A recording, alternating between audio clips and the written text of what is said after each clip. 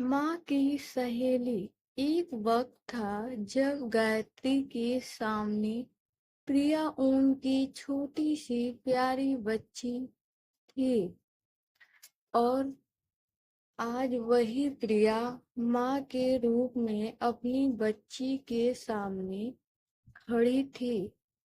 लेकिन ममता का रूप कभी नहीं बदलता। जो ममता गायत्री के मन में प्रिया के लिए थी, वही आज प्रिया के हृदय में अपनी बेटी के लिए भी।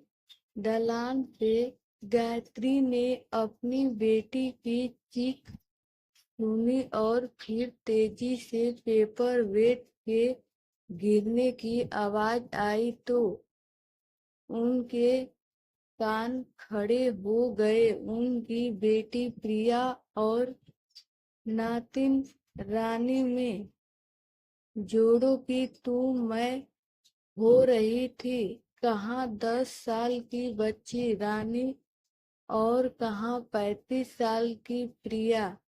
दोनों का कोई जोड़ नहीं था।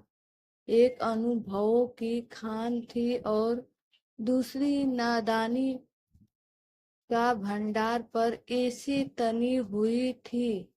दोनों जैसे एक दूसरे की प्रति हो। आखिर तू मेरी बात नहीं सुनेगी? नहीं, मैं दो चोटियां करूंगी। क्यों?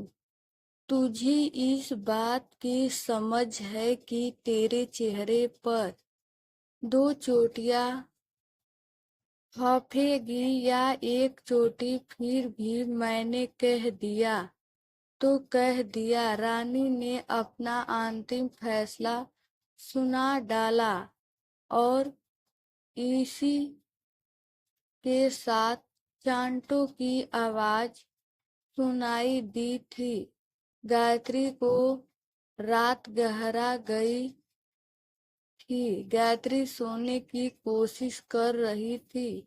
यह सोते समय चोटी बांधने का मसला क्यों जरूर? दिन की चोटियां रानी ने खोल दी होंगी।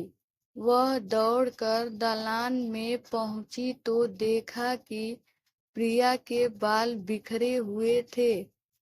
साड़ी का आंचल जमीन पर लौट रहा था।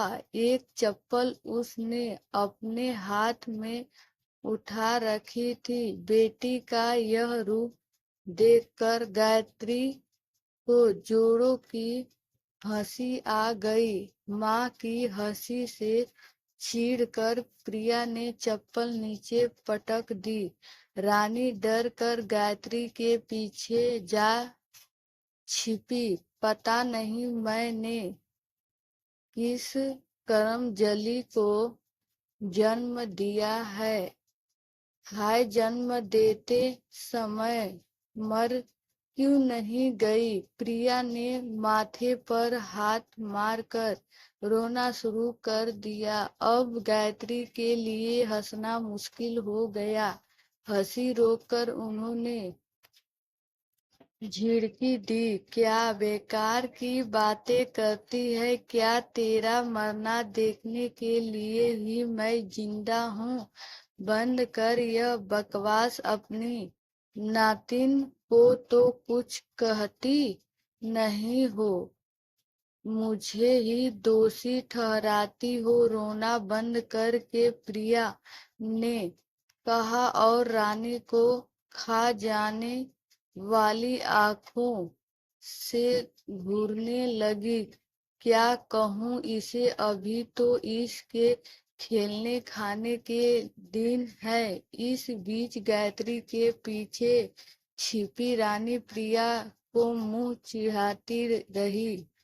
प्रिया की नजर उस पर पड़ी तो क्रोध में चिल्लाकर बोली, देख लो, इस कलमुही को मेरी नकल उतार रही है। गायत्री ने इस बार चौंक कर देखा कि प्रिया अपनी बेटी की मां न लग कर उसकी दुश्मन लग रही थी। अब उनके लिए जरूरी था कि वह नातिन को मारे और प्रिया को भी कस कर फटकारे। उन्होंने रानी का कान ऐंठ कर उसे साथ के कमरे में ढकेल दिया और ऊंची आवाज में बोली, प्रिया रानी के लिए तू ऐसा अनाप शनाप मत बका कर। प्रिया गायत्री की बड़ी लड़की है और रानी प्रिया की इकलौती बेटी है।